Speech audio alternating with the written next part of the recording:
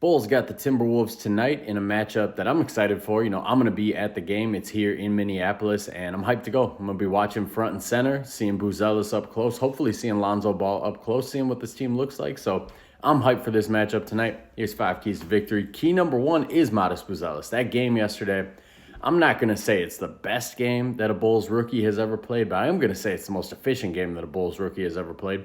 Derrick Rose never went 10 for 10.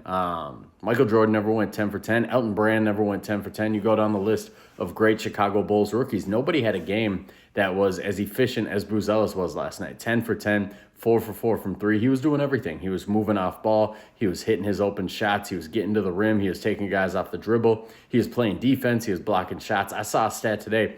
He's 44th in the league in blocks and like 264th in the league in minutes. So the kid produces. When he's out there, he produces.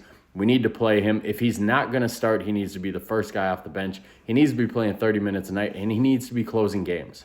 Key number 2, who's going to guard Anthony Edwards? This is kind of a very souped up version of what I was saying yesterday with the Heat matchup when I was saying who's going to guard Tyler Hero.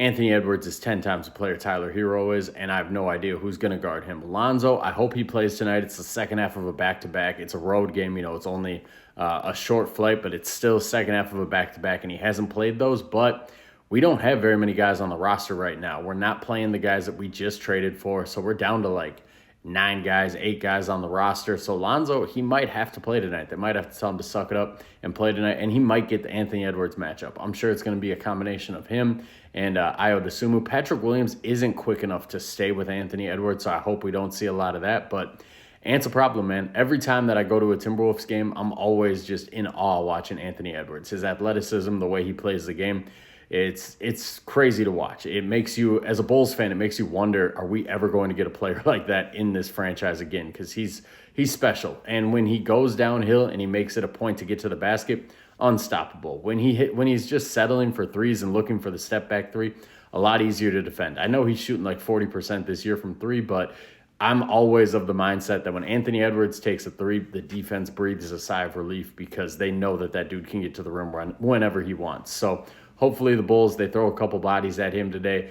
Don't be surprised if you see a couple double teams. The Timberwolves don't have a secondary shot creator. So if you can slow Anthony Edwards down, you're probably going to win the game. Key number 3, Rudy Gobert versus Nikola Vucevic. This is a matchup that traditionally has gone very poorly for the Bulls. Rudy Gobert, he always bullies Nikola Vucevic. Nikola Vucevic's nickname is Layup Line because he's a layup line when he's out there, but he's also a very easy target for the opposing team to get offensive rebounds against. And Rudy Gobert, I think against the Bulls in the last 2 years, he's averaging like 6 offensive rebounds a game. So he goes nuts when he plays against them. It's a matchup where Vooch has to be dialed in. And if you watch the Heat game last night, Vooch, his body language is horrible. He didn't look like he wanted to be out there. It looked like they told him before the game, look, man, we can't find any trade packages for you. You're going to have to ride this thing out. So it's time to suck it up, man. You're making $20 million. I'm not going to feel sorry for you that you're stuck on a team you don't want to be on. Suck it up. You're getting paid. Go do your thing. Go show out. If you want to get traded in the offseason, play better. Stop being a layup line on the defensive end. Move your feet.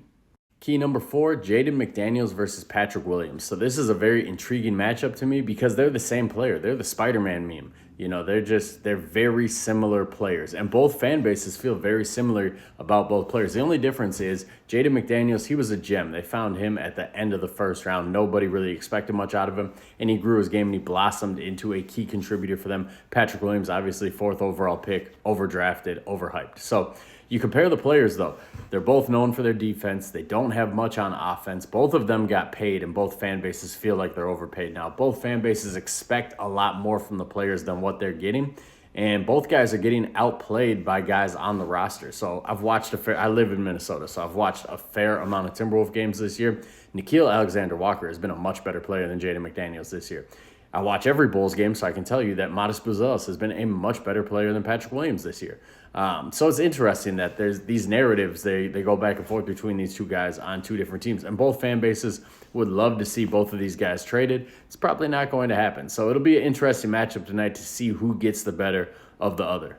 And my final key number 5, is you got to guard the three-point shooters. So the Timberwolves, they're kind of similar to the Bulls. The offenses are very similar where it's with both teams, it's a lot of isolation, it's a lot of pick and roll. There's not a lot of off-ball movement. A lot of the Timberwolves possessions is Anthony Edwards dribbling around, waiting to get his shot or kicking it out for a guy for a three-point shot, or Julius Randle doing Julius Randle things. There's not a lot of ball movement with them. And the Bulls, there's never any ball movement in their offense. It's pick and roll, it's slash and kick, it's hope that somebody gets an open three-point shot. So the Timberwolves, they make 15 threes a game. The Bulls, they make 16 threes a game. This game is going to come down to who makes more three-pointers, who gets hotter from three. So those are my 5 keys to victory. Let me know in the comments what you think about this game, if you think anything is going to happen with either team at the trade deadline, and what your predictions are for tonight.